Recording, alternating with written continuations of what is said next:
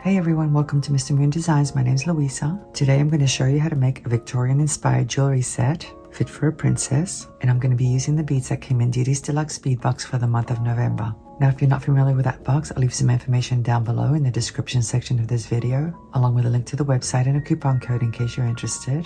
And if you missed out on getting this box, you can still make this project. You're just going to have to find similar beads and components. And don't forget that I always model my jewelry at the end of my tutorials, so please stick around for that. Also keep in mind that I always leave timestamps down below in case you want to skip forward to any portion of the video.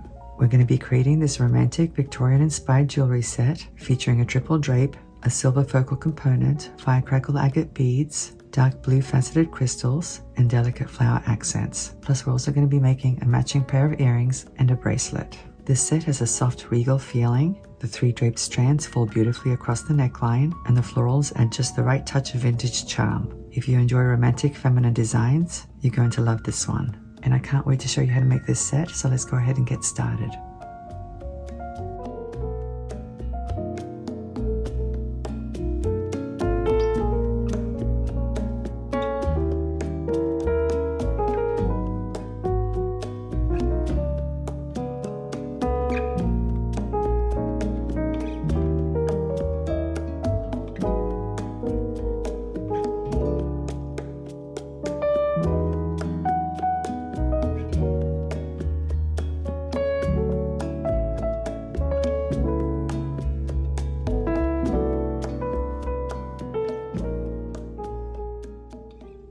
We're going to work on the necklace first, and here are the beads and components we're going to be using. Now if you missed out on seeing the unboxing video, I'll go ahead and go over the sizes with you real quick. And of course I always leave a list of all the materials down below in the description section. In this first tray we have some Fire Crackled Agate beads. They're in a grey colour and they're frosted, and they measure 4mm in size. And here we have some faceted crystals. The color is Montana blue, and they also measure 4mm across. They do have an AB finish, which makes them sparkle a lot. They're real pretty. Down here we have 3 of these Resin Flower beads. They're actually listed as flower sliders. They're in a marbled grey color, as you can see, and they measure 14mm across. And we're actually going to put a little bead inside of them because, as you can see, they're drilled across to the other side, so a bead will sit in there real nicely. And this bead is 6mm in size. It's Blue Tournaline, and we're going to use it on the pendant. And that's the reason I only have 1 of them. Of course, we'll be using more for the bracelet. And here we have a variety of components. We're going to be using this large one for the pendant. And most people would use it like this, but I'm actually going to use it like this today. I've done that before a couple of times in the past. But anyway, it's called a Rhombus Chandelier component. It's in an antique silver color, and it measures 35 by 29mm. And here we have 2 other chandelier components. They're actually called Chandelier Dome components. They're in the same finish, antique silver, and they measure 16 by 15mm. And then we have these bar connectors. They're also in an antique silver color, and they're 18mm in length. And I feel terrible because the box was called Royal Delft, and of course it came with these gorgeous Delft themed beads, but I'm not going to use them today. I may have to do a second tutorial, I'm not sure, because they're so pretty. If I have time, I'll do one, but that's the problem. I'm having a hard time finding time these days. Now, in addition to this, of course, we're going to be using some craft wire, some jump rings, some ball head pins, a lobster clasp, and probably an extended chain. But before we get started with the beaded components, I'm going to show you what I came up with. Let me just move these out of the way. And by the way, I did get my manicure, and I'm very happy with it. I found a new technician, and I actually want to give her a shout out. Her name's Jackie, and she works at Wish Nail and Hair Salon in Falls Church, Virginia. And I'm telling you guys, she was incredibly meticulous with my manicure and genuinely attentive. So if you live in this area, I highly recommend her. But anyway, let me show you what I had in mind.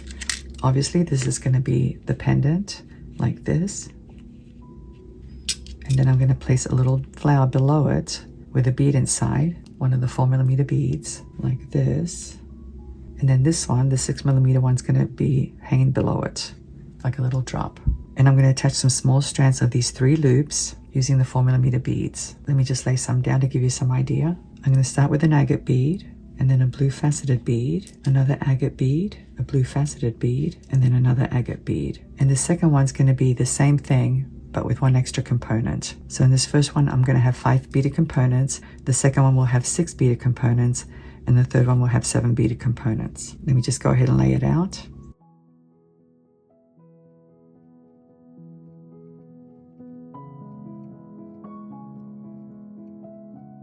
Obviously, it's going to be draping a lot more than you see there once I mount all the beads on wire and connect them to the components. So these 3 strands are going to be attached to these 3 loops, and then at this end, they're going to be attached to one of the dome chandelier components. Same thing on the other side. Now, obviously, we need to connect something to this loop because you can't just leave it hanging there.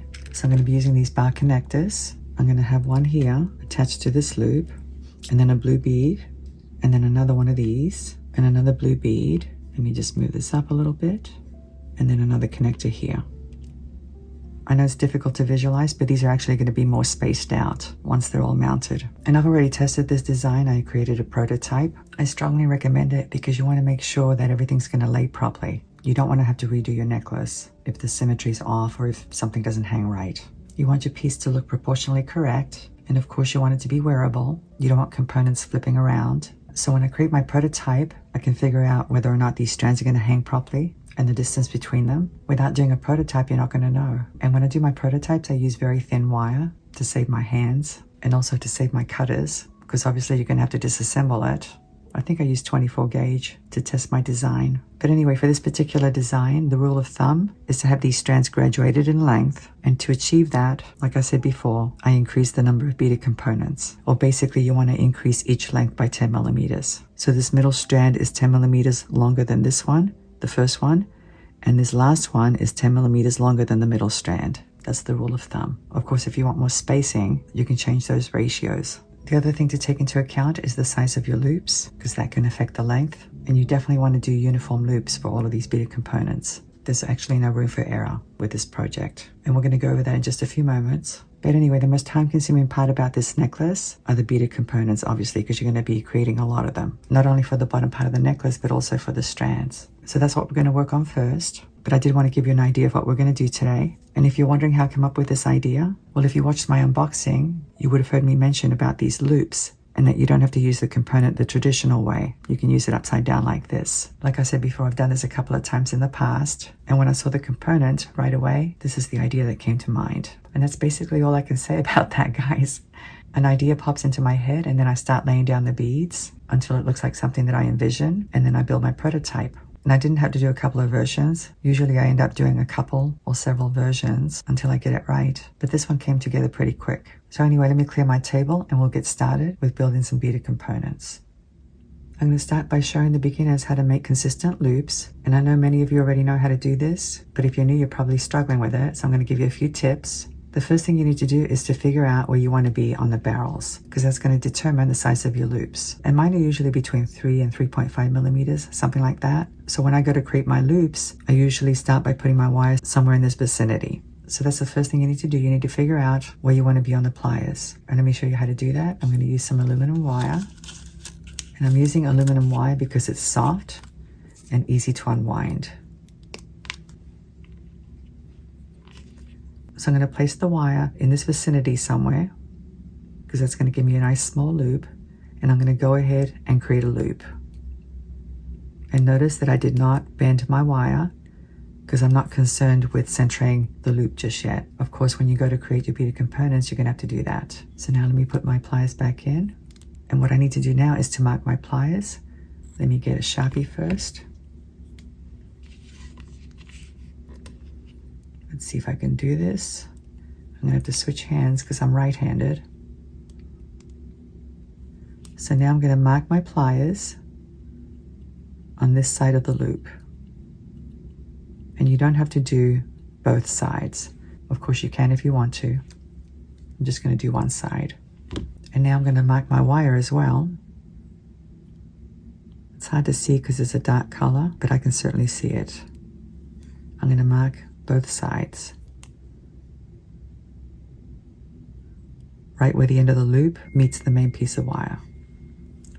Not sure if you guys can see it, but it's there. So now we're going to unwind this loop.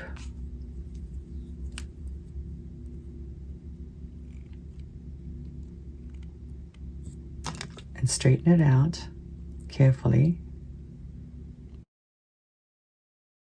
And that looks pretty straight to me. So now I'm going to create a little template. I'm going to get a piece of paper.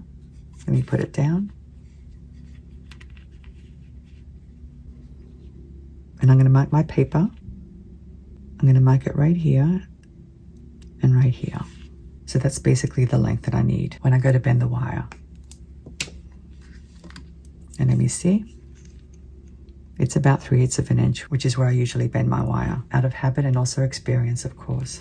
But anyway, if you're new, you would use this template for every single beaded component, and then you would also make sure that you place your wire right where the mark is, and that's how you get consistent loops. I know it's a pain, and I just marked my mat. Oh well. Usually I put something underneath to protect my mat, but I forgot this time. I'm a bit scatterbrained this morning for some reason. So now let's go ahead and build some beaded components. I'm going to use one of these beads. I'm going to be using some 22 gauge wire today, and this color is called titanium. I like it because it's not bright silver, but it's not dark silver either. It's something in between. Let me cut a piece.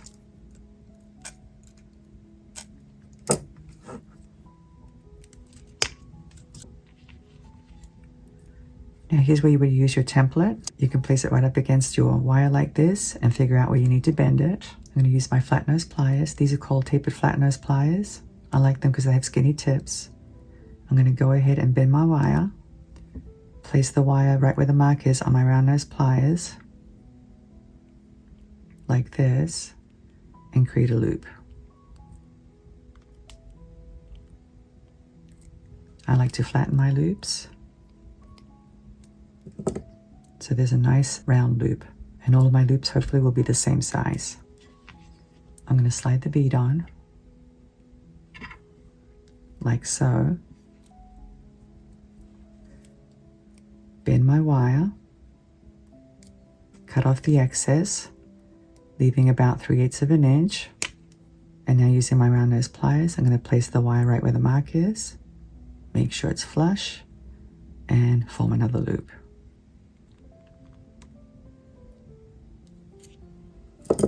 Let me line up my loops. So there's my first beaded component. Pretty simple. Let's do another one. I'll use this bead this time. I have another piece of wire here. Once again, I'm going to bend it at 3/8 of an inch. Grab it with my round nose pliers. Make sure it's flush with my barrels. Form a loop.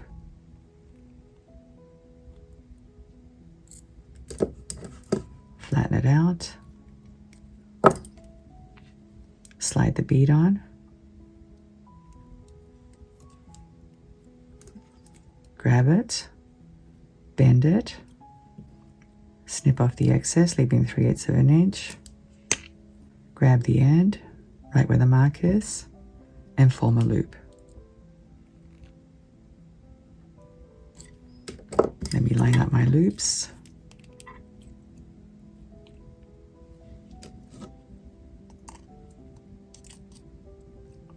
So there's my second beaded component.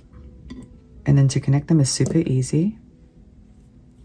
You simply open up this loop like this, slide your component into it, and close it up. So here I have two beaded components with perfect loops connected. And that's how I'm going to do all of them. Of course, if you're a beginner, having the template and the round nose pliers marked really helps. And with time, hopefully you won't have to do that. You can just eyeball it. So try to be a little bit patient with yourself because it does take time. It doesn't happen right away. But anyway, I'm going to go off camera now because I'm going to be creating tons of beaded components.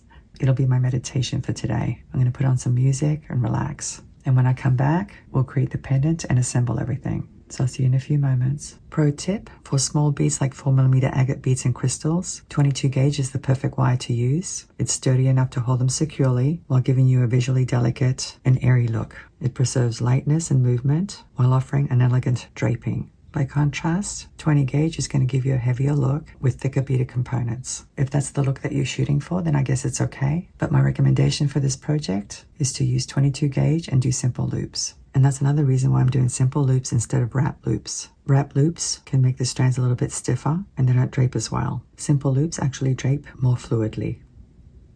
As you can see, I completed my strands, and while I was at it, I also completed the strands that go up to the clasp, which we're going to attach in just a few moments. And boy, let me tell you, it took me forever. But like I said, guys, you know, you can use it as meditation or something therapeutic, which is what I did. I put some music on and then I think I listened to a podcast. But anyway, now we're going to connect everything. And of course, I'm going to go into my speech about the orientation of the loops, because that's important. And again, if you're advanced or you've been doing this for a while, you're probably already aware of it. But basically, the loops on these strands need to be facing the right direction in order for them to connect properly to the jump rings, which in turn will connect to the chandelier components. Let me explain. I'm going to be using some 4mm jump rings to connect the strands to the components. If you want this component to sit flat on your chest, then you need to connect the jump ring to this component so it's vertical or perpendicular to the mat, which means that the loops on this beaded component need to be horizontal or parallel to the mat. So vertical, horizontal, and then the jump ring will be vertical, which will connect properly to that dome component. Now this one's a little bit different. The loops on this component need to be horizontal to connect to the jump ring. So vertical, horizontal, horizontal, vertical. Obviously the loops on this component need to be horizontal in order for the jump ring to connect properly to the dome component. And even though it does look horizontal, the first one at the beginning did not, so I need to change one of these two components, the first one or the last one. It really doesn't matter which one. I'll do that in just a few moments. Now the loops on this last one are okay. I checked it earlier, and both of these loops are going to connect properly to the jump rings, which means they're going to connect properly to this loop and this loop. I hope that makes sense. This is very important because if you don't do that, your strands are going to end up twisting around or they're not going to drape properly. Now, before I change the orientation of this beaded component and this one over here, I do want to point out something. If you'll notice, I started with an agate bead on this strand. So agate, crystal, agate, crystal, agate. But on this strand, I started with a crystal bead, agate, crystal, agate, crystal, agate. And again, I started with an agate bead on this one, and so on and so forth. And I did that to make it look a little bit more interesting, so the beads aren't all lined up. They're kind of staggered. Of course, you don't have to do it that way. You can certainly line up your beads. That's fine too. So let me go ahead and change the orientation of this beaded component. I'm simply going to grab this loop like this and this one, and I'm going to turn them like this so they're perpendicular to each other.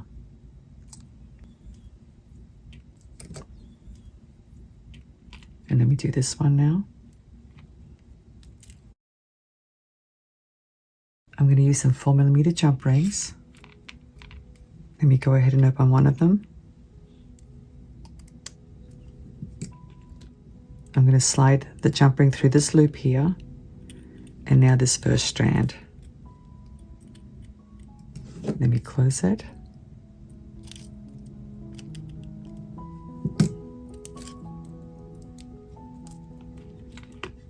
And now let me do the next one.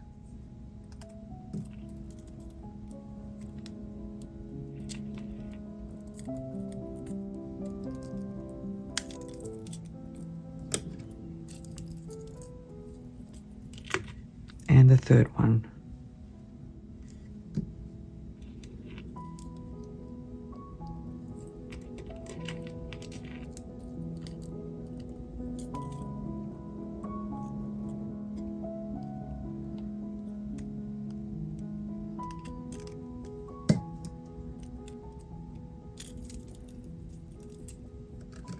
So now I have these strands connected to the rhombus component, the focal.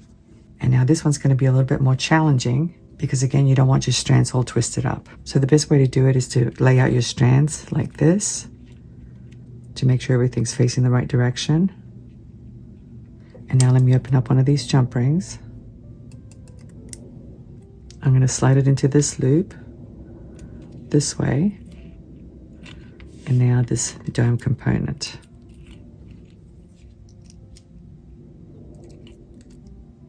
I like to flatten my jump rings to make sure they close well, and you should check it from all angles.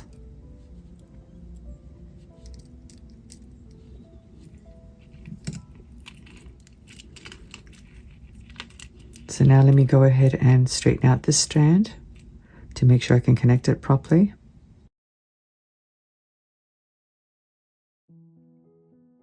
So I need to connect this one this way. I'm going to slide it in through this loop like this, and now the dome component like this. a little tricky to get in there.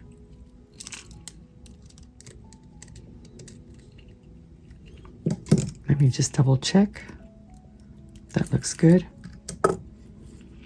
So now we have this one connected, as you can see. And now this third one. So once again, I'm going to check my beaded components to make sure they're facing the right direction. So I need to connect this one this way. This is probably the most difficult part about this necklace, knowing how to connect everything.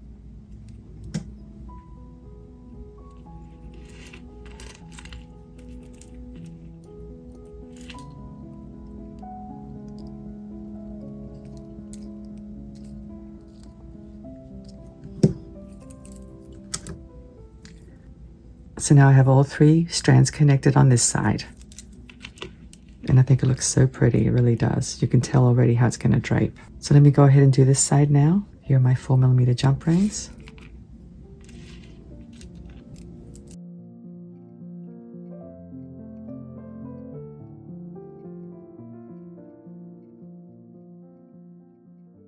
I don't know what happened to this strand, but I changed the orientation of the wrong component. So I'm going to change this one now.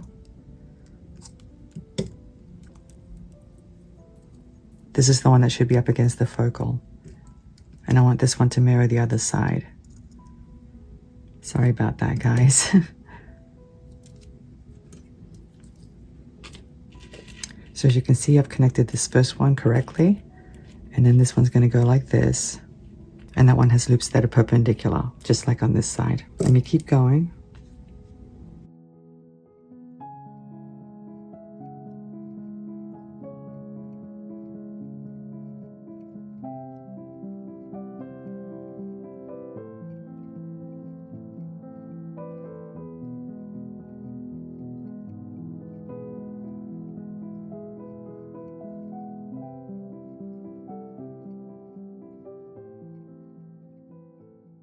So my swags are connected, and I have no idea what happened to this one. I try to be careful, but sometimes I miss little details like that. I'm sure you guys noticed it. But anyway, I'm glad I caught it on time. But doesn't this look gorgeous? Oh my gosh. It looks so regal. I love it. I hope you like it as well. And we're not even done yet. Of course, I'm going to connect a pendant, but I'm also going to connect some flower components at the top there. And I've already made one, this one right here. I'm going to show you how to make that in just a few moments. But I also want to connect these little bar connectors.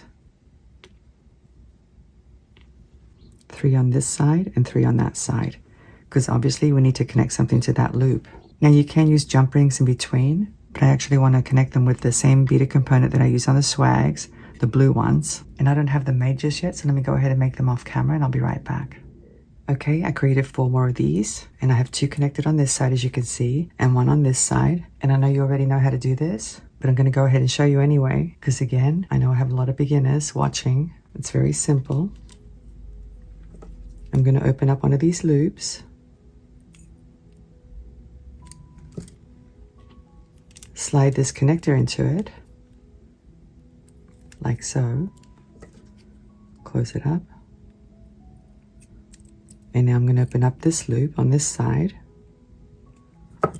and slide this other connector into it.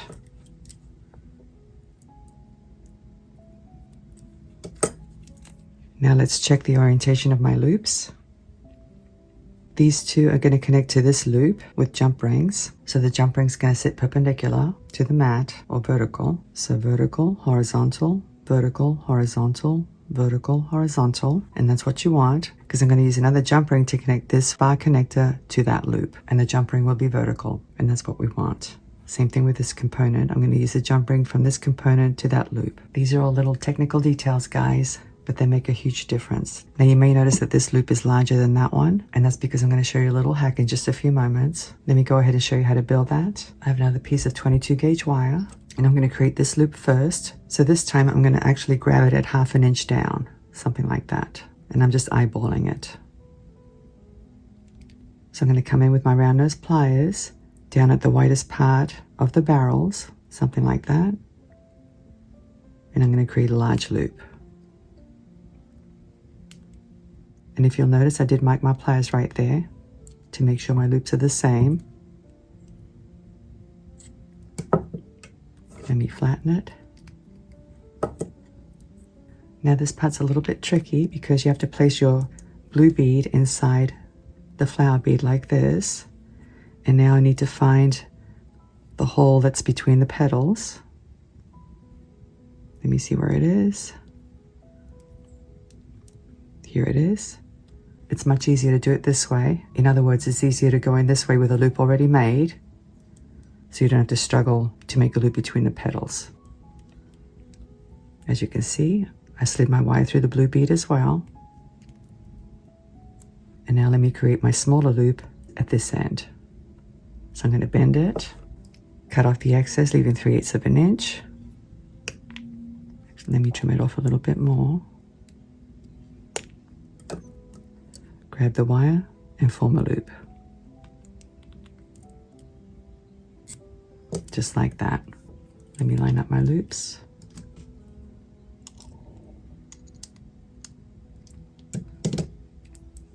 So now I have a matching component for this side.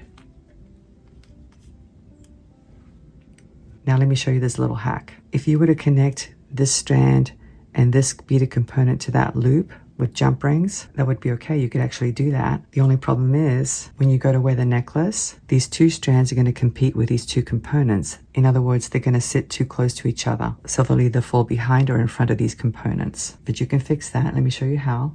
I'm going to use a couple of seed beads. These are size 80 seed beads in a silver color. I only need 2 of them, 1 for each side. Here are 2 jump rings for this side and 2 for this side.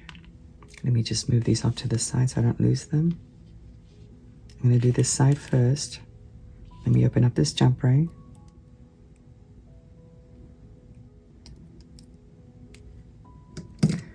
Slide it onto this loop. Close it up.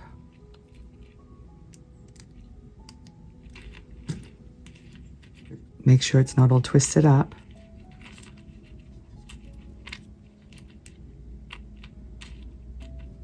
And now let me open up this one. Slide it onto this end and the top of this component.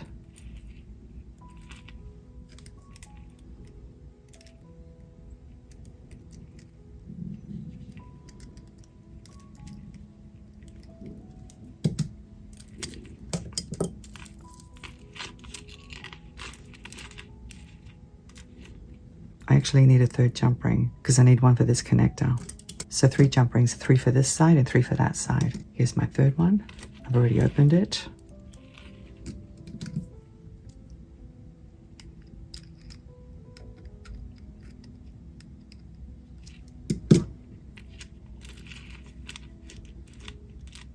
And now I'm going to open up this component. Slide the dome component into it. Like so. And now the seed bead. Let me use my pliers.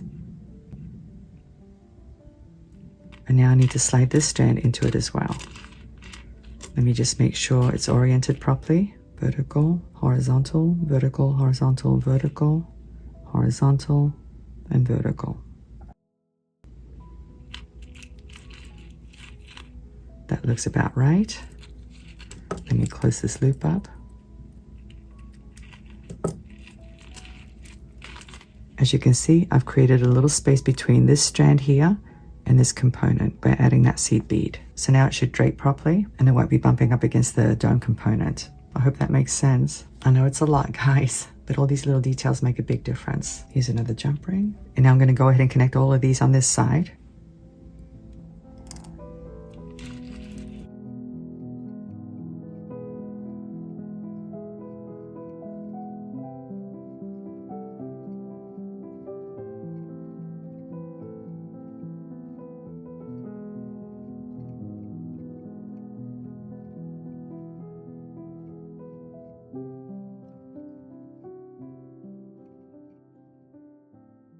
Okay, the bottom part is done. I really like it. I think it looks really, really pretty.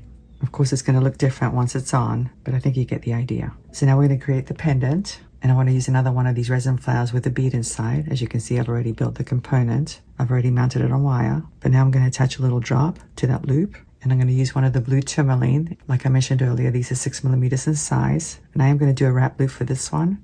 So I'm going to grab it with my round nose pliers like this, bend it, reposition my pliers. Let me just make sure I get the same size loop using my little markings there. I'm going to wrap the pin around the barrel of the pliers, flip my pliers around, wrap to the back. So now I have a loop. I'm going to grab it with these pliers. I love the tips on these, which is why I use them all the time. They're actually crimping pliers. And now with these, I'm going to grab the tail and do a couple of wraps.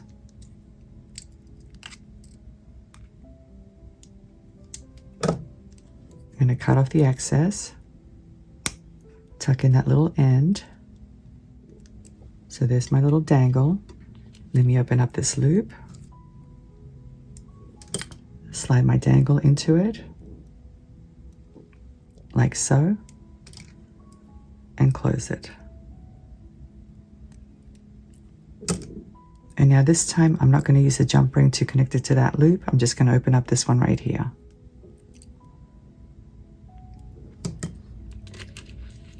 Slide my component into it and close it up.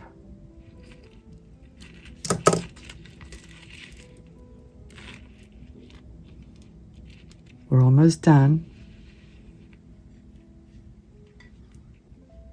The next part's easy because we're just going to be attaching strands. This is obviously the most difficult part about this necklace. So here's the strand for this side, and it's probably going to be too long. I'm probably going to end up removing some of the beaded components, which is fine because I can use them for the bracelet. And here's one for this side.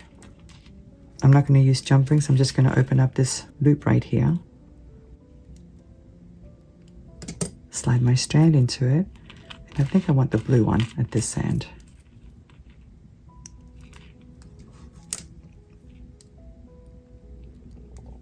Because I'm going from the light color to the dark color. But it really doesn't matter, honestly. Let me go ahead and open up this loop. You can open up the loop of this or that component. It really doesn't matter.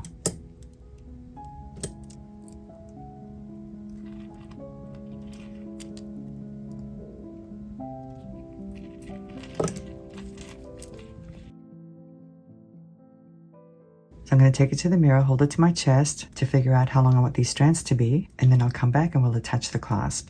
So I'll see you in a few moments. Okay, I figured out how long I want these strands to be, and I actually ended up removing quite a few components, just enough to make the bracelet. How lucky can I be? But anyway, to give you some idea, from the top of this focal to the end of that strand measures about 8 3/4 inches. But by the time I add the jump rings and the clasp, it'll probably be around 9 inches, which means that this necklace, not counting these swags or the drop, will be an 18-inch necklace. Of course, you can make yours whatever length you want, guys. It's up to you. So now I'm going to attach a clasp and an extended chain. Here's my extended chain. And here's my clasp and 2 4mm jump rings. I do want to embellish that extended chain, so I'm going to use a tourmaline bead. Like I said, they're 6mm in size. I'm going to grab it with my round nose pliers. Bend the pin, reposition my pliers, wrap the tail around the barrel of the pliers, flip the pliers around, wrap to the back.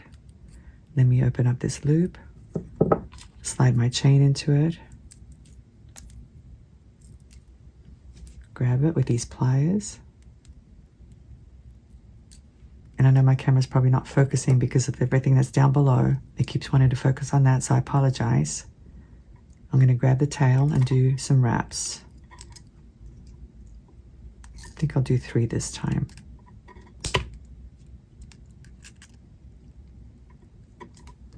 Cut off the excess pin. Tuck in that little end. So there's my extended chain. I'm going to open up this jump ring. Slide my chain into it. And slide it onto this end.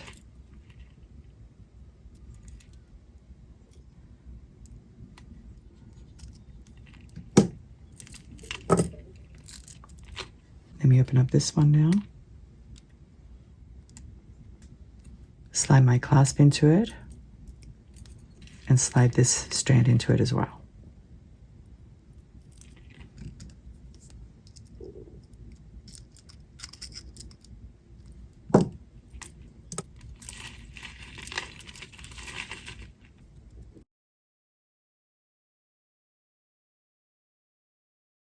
So this is my beautiful finished necklace, fit for a princess. I think it's very, very pretty, it really is. And I know it's not for everybody, it's a statement piece. But if you're going to a very fancy ball for New Year's, I think this would be very pretty. But anyway, guys, I hope you like it. I am going to model it for you later on. But first we're going to make a bracelet and a pair of earrings. So let me get the materials for the bracelet.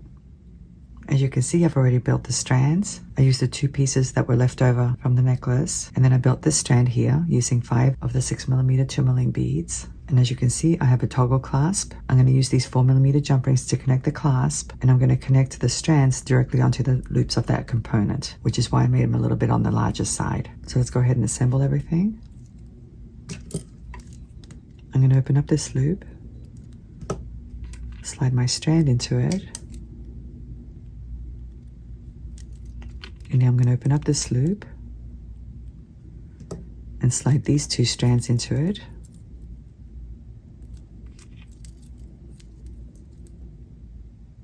And again, I have the colors staggered, as you can see.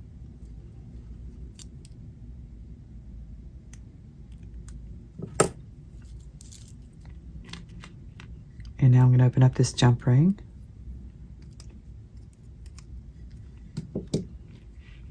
Slide this loop into it and the bar portion.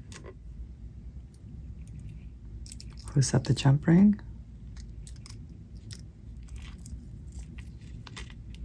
And now I'm going to open up this jump ring.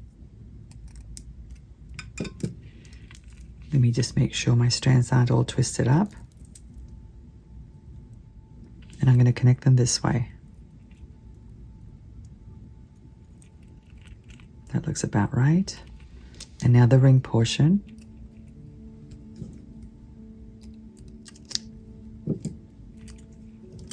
And that's all there is to it. Very, very simple. Let me drape it over my wrist. I can actually do it up because it's a toggle clasp and it's easy. Here we go. Isn't that pretty? I think it's super cute. It really is. And it's the right length too. Of course, that's something you're going to have to figure out. You're going to have to figure out how long you want your bracelet to be. This one measures about 6 3/4 inches, which is the right size for me. So anyway, let's go ahead and move on to the earrings now. Let me get the materials for that. As you can see, I've already built one, and I went ahead and mounted these beads on wire. This one's on a ball head pin, and these other 2 are mounted on 22 gauge wire, just like the necklace. I've also placed the bead inside that one. Now this one here is a faceted rondelle that came in the designer strand. It measures about 5 by 6 millimeters. So let's go ahead and assemble everything. This is going to be very quick since I've already built these beaded components. I'm simply going to open up this loop, slide my dangle into it, close it up, and I'm going to open up this loop, slide this component into it, close it up, and now this loop. Slide my ear wire hook into it and close it up. Super quick and super easy. And very, very cute. So now let me go ahead and arrange everything on my mat and we'll take a look at the whole ensemble.